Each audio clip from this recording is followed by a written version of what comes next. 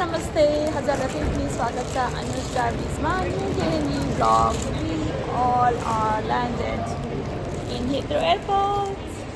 We're excited. We are waiting for Daddy. We're gonna get McDonald's. Can you hold this, please? Thank you. Yeah.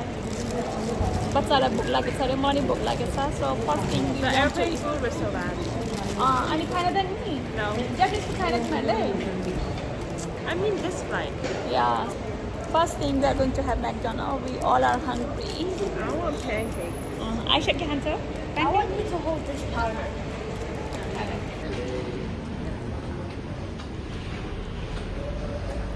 Made in Nepal? Wow, hello. Good hello. आजु पनि आउनु भएको छ.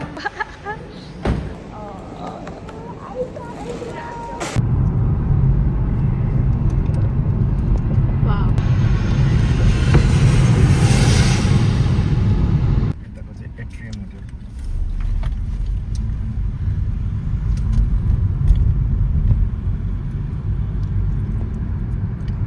Aisha.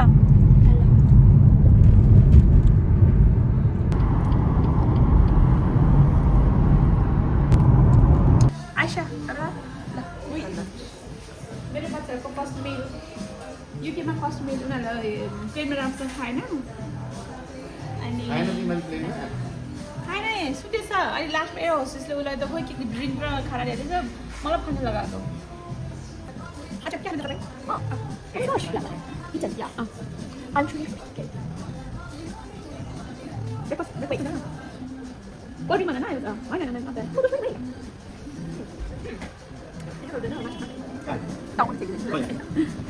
It's not very nice. It's aunty रहेछ Oh, I'm supposed to get it. भोलि हुन्छ इ normal भन मैले फेरि ट्राई गरेको. I don't know. Wait, listen, why did you add the extra headband and then take it off the other one? Then it'd be cheaper. Actually, I didn't. Yeah. There you go. Okay. Then you that. Actually, tak apa pun, tapi. Ano.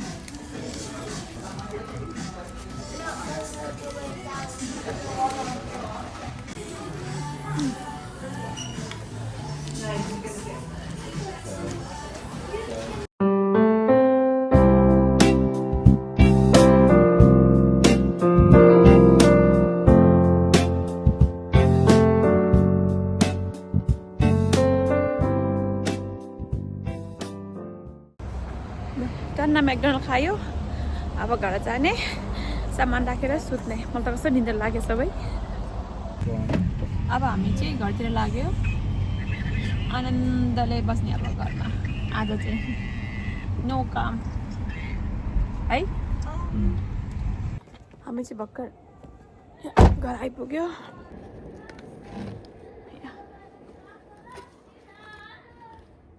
Flower Finally, we are home. We पनि घुम्न आउनु भएछ ज्यू भाग्यमानी मेरो बाबुलाई ल कति तातो भएको गर्नु भएको छ नि त नि ल राम्रोसँग आयो ल खुसी लाग्यो ल मेरो बाबु यहाँ घर आइपुगेर टाइडी अप काम चलिरहेछ सामानहरू थानको मनको गर्नु पर्यो पार्सलहरू कति धेरै छ सबै सर्ट गर्नुपर्ने छ यो मेरो पार्सल र मोमोको सामानहरू छ यसको भित्र चाहिँ गाउँको लसुन यति हाम्रो बारीको लसुन माउले पढाउनु गयो पुरा मेसी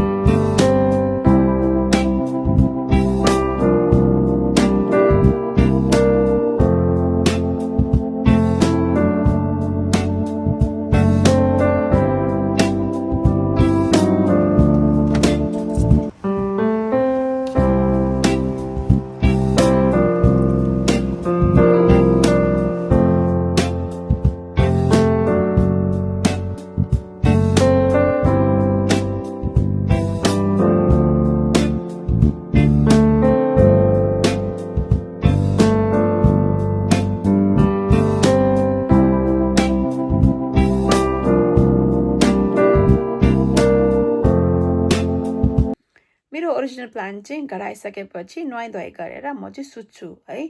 मलाई गाडीमा चाहिँ कस्तो टायर्ड एन्ड स्लिपी फिल भइरहेको थियो। घर आइसकेपछि जब त्यो सामानहरू झार्यो नि होइन, झारेपछि जब लिभिङ रुममा लाइनमा बसेँ नि, त्यसपछि चाहिँ मेरो निन्द्रा र थकाइ कहाँ गयो है।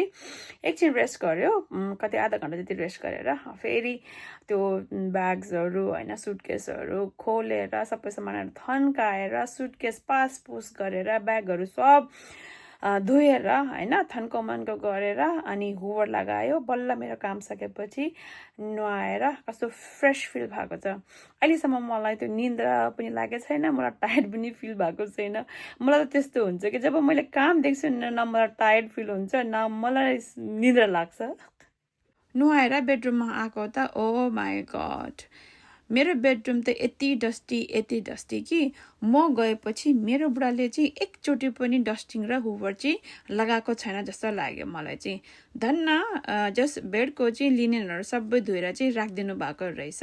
मलाई चाहिँ एकदम डस्ट एलर्जी छ होइन। मैले चाहिँ मेरो आँखाले चाहिँ डस्ट नदेखे पनि मेरो स्किनले चाहिँ थाहा पाइहाल्छ कि यो ठाउँ चाहिँ कतिको डस्टी छ भनेर।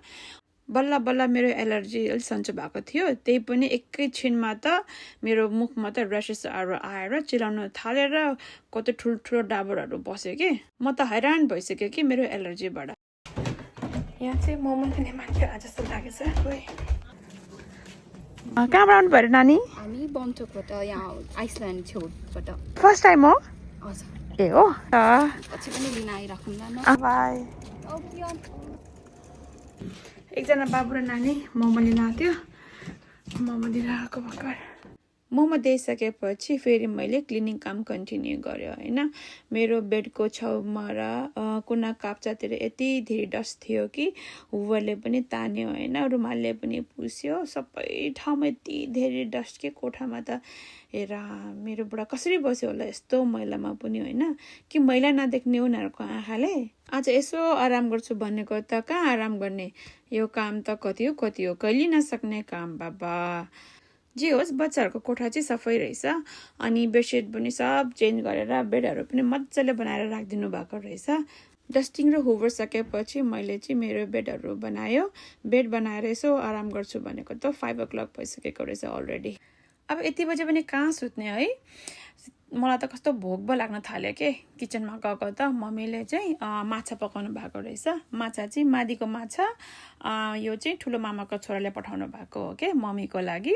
मम्मीलाई चाहिँ एकदम माछा मनपर्छ, त्यही भएर मम्मीले त माछा पकाइहाल्नु भएको रहेछ के। अनि मलाई पनि कस्तो खानु मन लाग्यो, सो मैले पनि भात बसाल्यो अनि मैले सुकुटीको छोप बनायो। यो सुकुटी चाहिँ मलाई हाम्रो घन्टे दाइले मलाई कोसिली ल्याइदिनु भएको थियो। मलाई कस्तो खानु मन लाग्यो कि, अनि मैले चाहिँ सिलौटामा पिनेर यसको छोप बनायो। छोप रेडी भइसकेपछि मैले चाहिँ मेरो खाना पस्क्यो अनि खानु थाल्यो। खास मैले चाहिँ अबदेखि म राति भात खाँदैन भनेको, तर कन्ट्रोल गर्नु नै सके छैन कि। खाना खाइसकेपछि आज चाहिँ मजाले भिडियो बनाउँछु र एडिट गर्छु भनेको त कहाँ, यसो बिस्तरमा पल्टेको त एकैचोटि बिहानको 1 बजे आँखा खोलेको हो के। आजको लागि यति नै। Thank you very much, see you tomorrow.